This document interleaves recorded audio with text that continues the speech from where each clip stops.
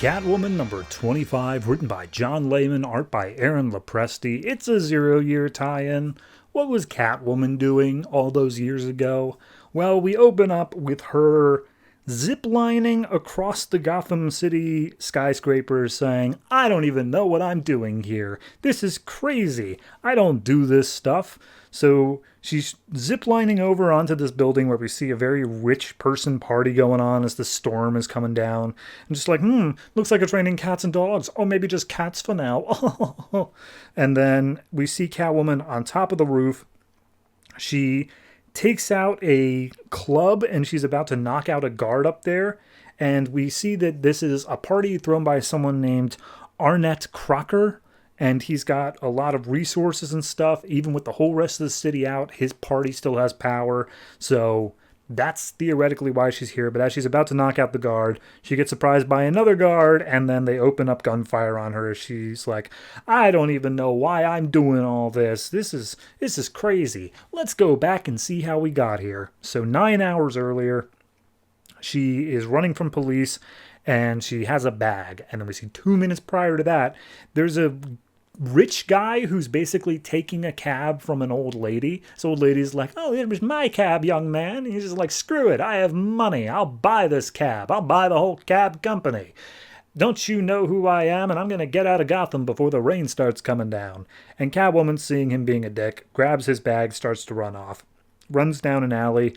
And as the cops give chase, there's this black cat that starts meowing where she's hiding. And she's like, no, shut up. Go away. And the stray cat comes out and they're like, oh, the noise must have just been the cat. Guess she went somewhere else. Anyway, let's go. So Catwoman then opens up the bag and looks inside. And all she can find is essentially rock climbing gear. She points out it's like grappling hooks and spiky grip boots and a bunch of other stuff, aka all the things that could be used by Catwoman in the future, but it's all brown colored. So at that point she says, okay, I've taken out the guards, because she uses those tools to beat up the guards, and then she takes one of their access cards and heads down into the party. We then flash back a few more hours where she tries to pawn off the rock climbing gear to her friend.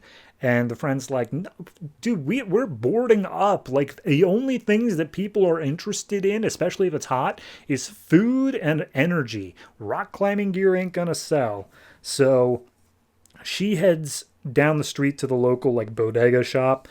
We see a bunch of people are saying, hey, we're moving into the Gotham Underground. You know, the underground city of 3 warring factions and blah, blah, blah. We heading down there to stay safe from the storm. But anyway, she gets to the bodega and she's like, I could steal a bunch of stuff from here, but the man who runs the shop, he's a good man, a fair man. Make sure everyone has plenty to go around.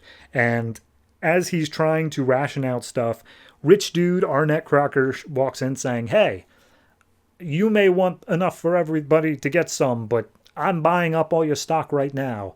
And the owner's like, no, I'm not gonna accept that, basically. And then he gets backhanded, knocked down to the ground. One of the guards, or bodyguards for Arnett's like, it wasn't an option. We're taking your stuff. So then Catwoman comes up to defend him, ends up clawing the guy's face, and he's just like, ooh, kitty has claws. So then he hits Catwoman, knocks her down the ground, says, stay down if you know what's good for you. And they start taking all this guy's stuff. And Catwoman's like, what could he possibly need with an entire grocery store's worth of things? And he's like, oh, it's not that he needs it. He wants it. He's throwing a whole shebang tonight for all the rich people in Gotham. So we go back to modern day. Selina enters the party. She's dressed in full gala gear. And she's like, oh, these rich people, how I loathe them. However, I'm still going to be taking all their stuff. So, and she does point out, like, she's not a master criminal or anything like that. But she is a little bit of a kleptomaniac at this point. So she just likes taking things, because why not?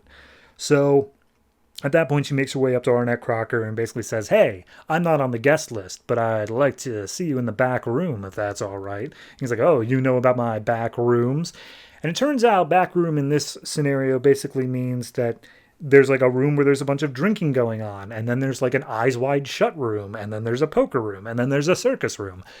There's just massive amounts of extravagance, and Catwoman can't believe, while all these people are suffering out on the streets, that this decadence is going on. So Before they make it back into a back room, the guard that she scratched earlier says, hey, he's on the phone. You need to go talk to him. Or maybe he's here.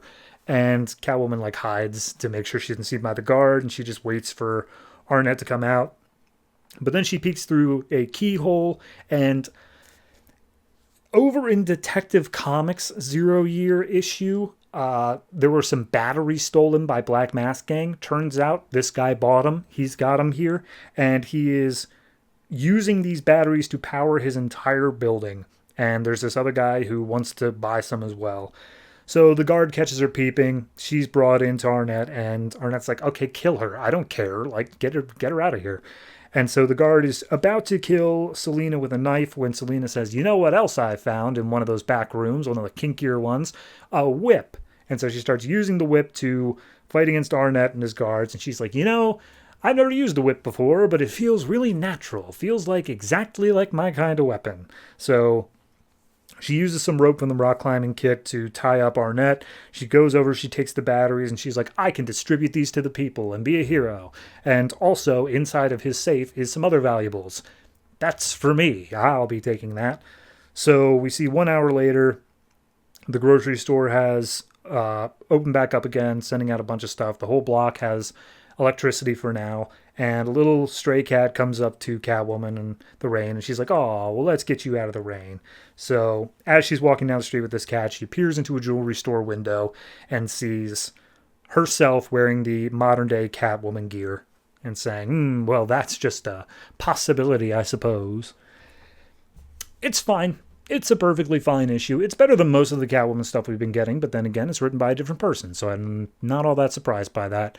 In terms of 0-year tie-in, I mean, I'm much more a fan of the idea that Selina was kind of not training, but was always going to become a master criminal, like all the way from her orphanage days, and like she like worked up and did that. The fact that just 6 years prior to modern day comics, she had never stolen anything like jewelry wise or big heists like that.